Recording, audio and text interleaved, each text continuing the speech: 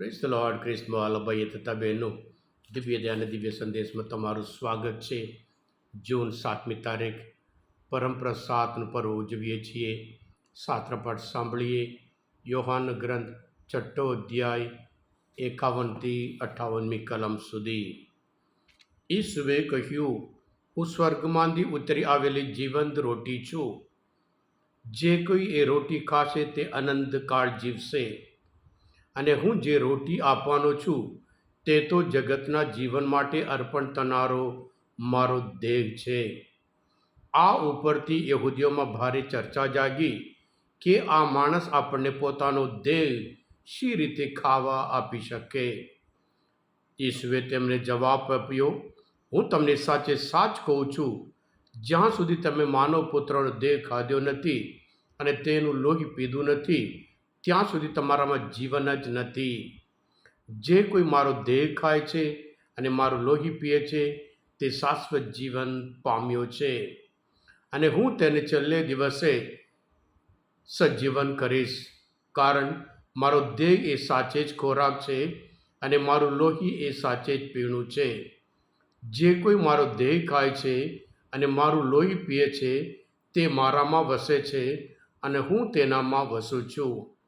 હું જે મને મોકલનાર જીવનદાતા પિતાના જીવનથી જીવું છું તેમ મને ખાનાર મારા જીવનથી જીવશે.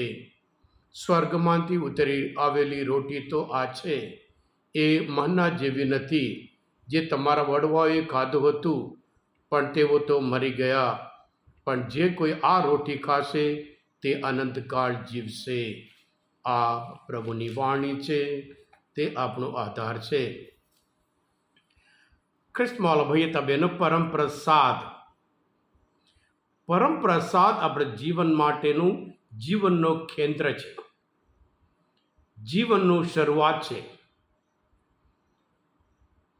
સંત થોમસ અક્વિનાસ કહે છે, જેવી રીતે ગોવાળ પોતાના ઘેટાં માટે ખોરાક આપે છે, એ જ રીતે પ્રભુ ઈસુ પોતાના શરીર, દેહ અને રુધિર વડે આપણે બધા માટે આધ્યાત્મિક ખોરાક આપે છે.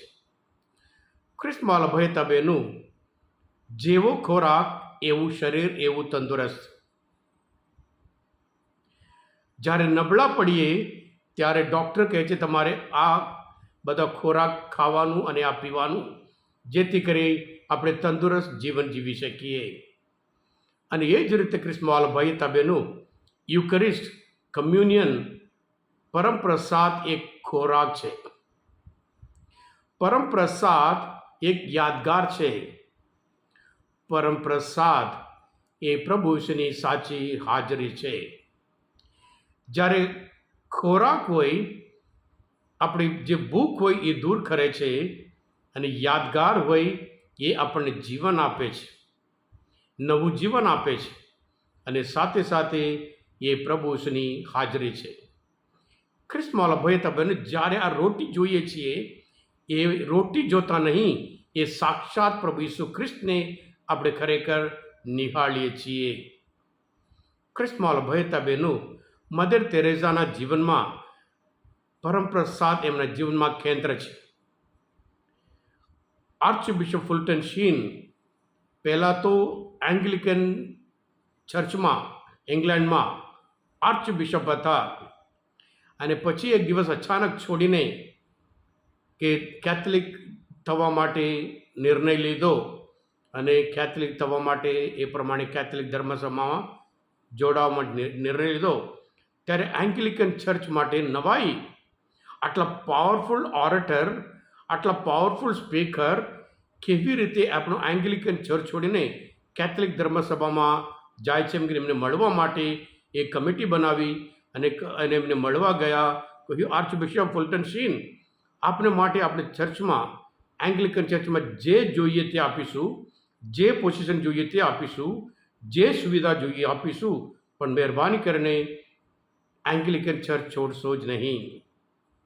ત્યારે એંગ્લિકન બિશપ ફુલ્ટન શીન કહ્યું, કેથલિક ધર્મસભા મને જે આપે છે એ તમે મને આપી નહીં શકો.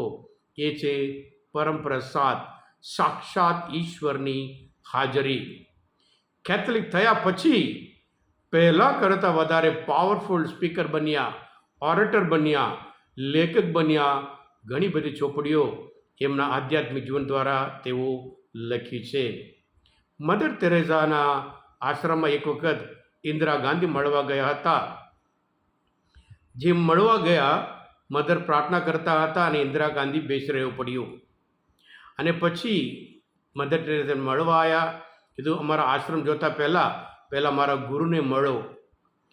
ઇન્દિરા ગાંધી નવાઈ કે એમના ગુરુ અહીંયા કોણ હશે એમ, અને ડાયરેક્ટ ચેપલમાં લઈ ગયા.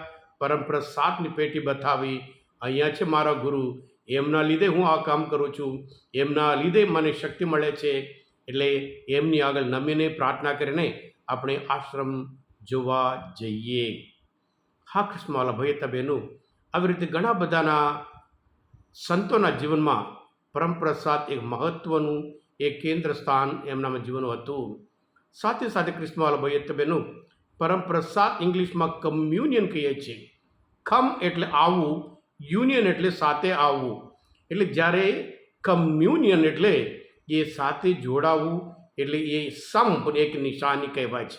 કમ અને યુનિયન એટલે એમને કમ્યુનિયન આપવામાં આવે છે.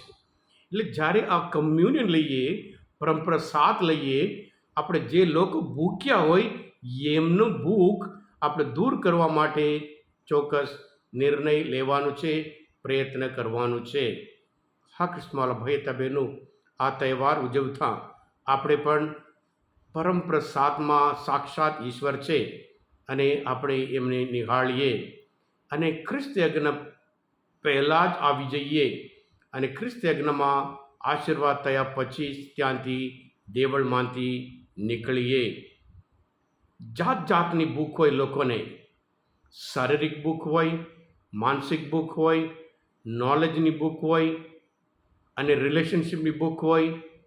પણ સર્વ પ્રકારની ભૂખ માટે, એક અશક્ત માટે સશક્ત કરતું હોય એક અદ્ભુત ખોરાક એ પરમ પ્રસાદ છે. હા કૃષ્ણવાલા ભાઈ હતા બહેનો, આજના આ માનવ ચિંતન શાસ્ત્ર પર સમજવા માટે, પ્રભુને ઓળખવા માટે મદદરૂપ થયા હોય, તમે પોતે દિવ્ય દયાનો દિવ્ય સંદેશ સબસ્ક્રાઈબ કરજો અને બીજા માટે પણ ફોરવર્ડ કરજો. કારણ તમે બધા આશીર્વાદિત છો, અભિષિક્ત છો. પ્રભુ ઈસુ, હું તમારામાં વિશ્વાસ રાખું છું. બોલો દિવ્ય દયાનો જય. Happy feast. God bless you all.